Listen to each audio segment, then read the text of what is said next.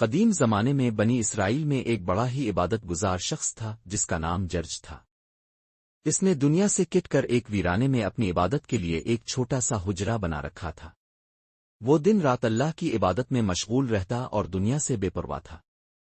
ایک دن جرج عبادت کر رہا تھا کہ اس کی بوڑھی ماں دور سے چل کر اس سے ملنے آئی اور دروازے پر پہنچ کر آواز دی، اے جرج، میں تم سے بات کرنے آئی ہوں۔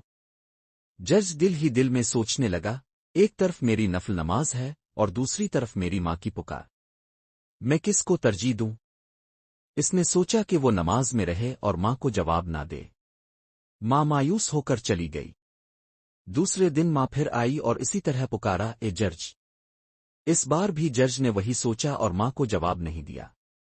ماں غصے اور دکھ سے بھر گئی اور اس کے منہ سے بددعا نکل گئی، اے اللہ، اسے اس وقت تک موت نہ دینا جب تک یہ بدکار عورتوں کا منہ نہ دیکھ لے۔ اس بددعا کا نتیجہ یہ ہوا کہ کچھ ہی عرصے بعد بستی کی ایک بدنام عورت نے ایک بچے کو جنم دیا اور الزام جرج پر لگا دیا۔ لوگوں نے غصے میں آ کر جرج کو خوب مارا پیٹا اور اس کی عبادت کا گرا دی۔ جرج نے اللہ سے دعا کی اور پھر اس شیر خوار بچے سے پوچھا، تیرا باپ کون ہے؟ اللہ کے حکم سے بچے نے فوراً کہا، فلاں چرواہا میرا باپ ہے۔ اس معجزے کے بعد جرج کی بے گناہی ثابت ہو گئی، مگر یہ واقعہ ماں کی بددعا کی شدت اور اس کے جلد قبول ہونے کا ایک واضح ثبوت بن گیا۔ جرج اتنا بڑا ولی ہونے کے باوجود ماں کی ناراضگی اور بددعا سے بچ نہ سکا۔ مجھے اس واقعے کے اٹسین بنا کر دے۔